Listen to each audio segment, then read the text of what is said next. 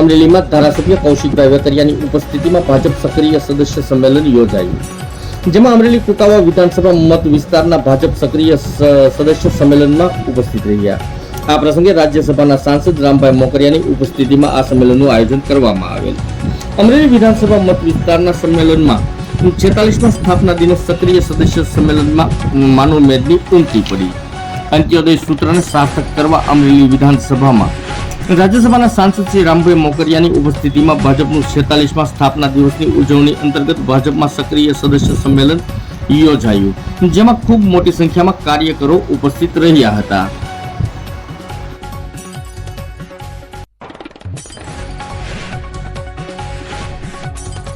ના દિવસે ભારતીય જનતા પાર્ટીની સ્થાપના થઈ.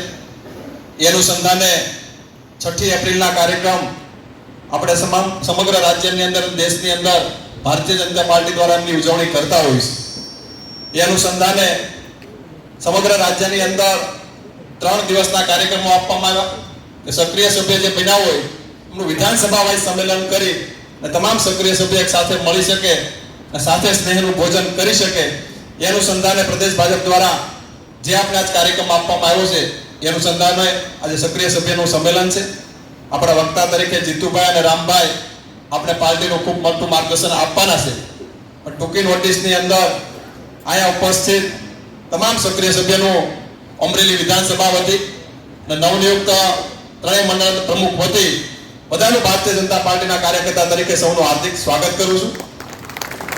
કારણ કે પ્રમુખ સાહેબ સ્વાગત પ્રવચન ખાલી આપવામાં આવ્યું હતું, કારણ કે પાર્ટીના પેજ ઉપર એ આપણે જિલ્લા ભાજપ દ્વારા લગભગ 5 વિધાનસભામાં આજના સક્રિય સંમેલનના કાર્યક્રમો પરિપૂર્ણ થશે.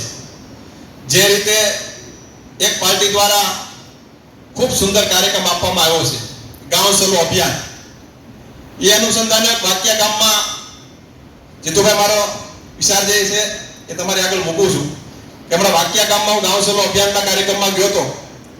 પાર્ટી દ્વારા જે આપણે કાર્યક્રમ આપવામાં આવ્યો છે, ખાસ કરીને આ કાર્યક્રમ દરેક ગામડાઓ સુધી દરેક કાર્યકર્તા આગેવાનને જેમને જવાબદારી સોંપવામાં આવે દરેક ગામમાં જવું જોઈએ. મેં વાક્યા ગામમાં ગયા ત્યારે અમને ખબર પડે કે આરોગ્ય સેન્ટરની અમે મુલાકાત લીધી. આરોગ્યની અંદર રાજ્ય સરકાર દ્વારા જે લેબોરેટરી કરવામાં આવે એ 45 જાતની લેબોરેટરી સરકાર દ્વારા ફ્રીમાં કરી આપવામાં આવે છે.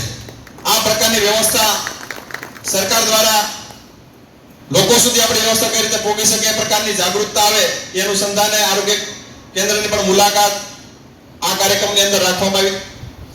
એવી જ રીતે અમે ત્યારબાદ ગ્રામ પંચાયતની મુલાકાતે ગયા તો ગ્રામ પંચાયતની અંદર સરજભાઈ 37 જેટલા ડોક્યુમેન્ટ ગામમાંથી કોઈને બહાર ધક્કો ન થાય કે 7/12 હોય, જન્મની નોંધણી હોય, આધાર કાર્ડ હોય, પાન કાર્ડ હોય, કોઈ પણ ડોક્યુમેન્ટ હોય, 37 પ્રકારના ડોક્યુમેન્ટ તમને ગ્રામ પંચાયત ઓફિસમાં ત્યાંથી મળી જાય એ પ્રકારની વ્યવસ્થા પણ સરકાર દ્વારા આપવામાં આવી છે.